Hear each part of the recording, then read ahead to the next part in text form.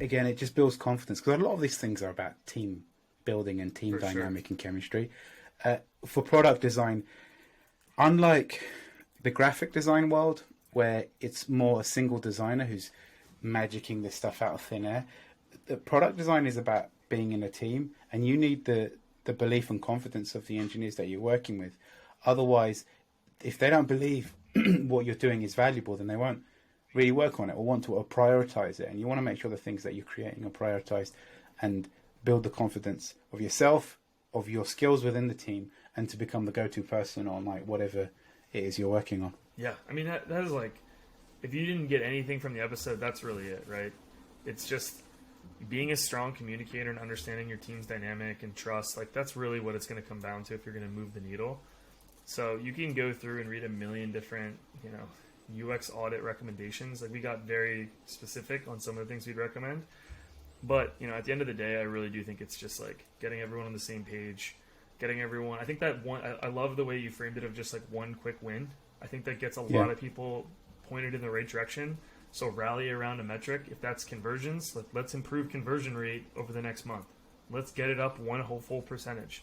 And let's focus on every possible way we can make that easier and better so we get more conversions. If it's bounce rate, maybe it's like, make the site faster, cut all the walls of text, like compress images. Like, there's a million things you can do to make sure people aren't leaving the site as well. So yeah, that's it. I mean, that's all we kind of wanted to cover from a high level, just like UX audit, like overview. I'm sure we can get more into the weeds here, but I think that's a good summary to start. Anything before we sign off for this episode, Mustafa? No, we'll add links to, like, Jacob's one is a good starting point if you've never really done design review before. Is a good place to start. The tools we'll also link to, just so that you can have something that you can hand to an engineer, say, okay, these are the technical things that's straight to fix. But yeah, and I think always remain focused. The goal is to get one quick win, and build confidence in what the team's, belief in UX. I think it was Jared Spall's, like, UX is one of those things where you can't convince a team or that to trust in the UX process. It's a bit like smoking. People know it's bad, but they just have to figure it out for themselves, but kind of like in reverse.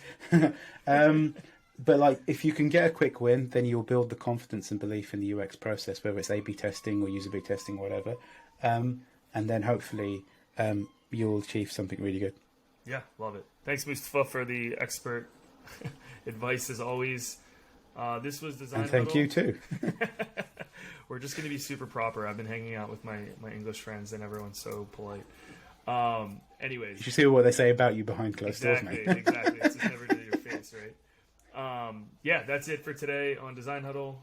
Check us out on YouTube. We are posting a ton of extra content there. And always, you can find us on anchor.fm. Subscribe to the podcast, share it with friends. And we will catch you on the next episode.